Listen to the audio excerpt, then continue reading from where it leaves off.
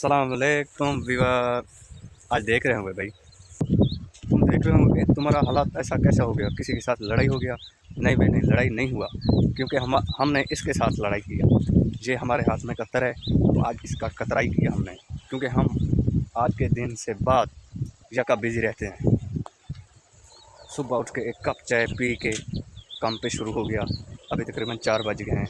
अभी छुट्टी की हमको छुट्टी हो गया भाई, हम वापस घर जा रहे हैं, क्योंकि नहाएंगे शहेंगे, दिन पूरा ख़त्म हो गया।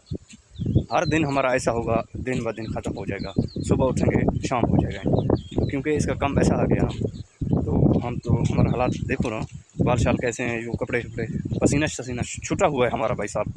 जब 15 या 20 दिन में ये खलास हो जाएगा, फिर हम बहुत इजी घूमेंगे, मौजा करेंगे, तो अच्छे अच्छे फल फ्रूट खाएंगे, खाना शाना खाएंगे, इंशाअल्लाह अल्लाह खैर करेगा।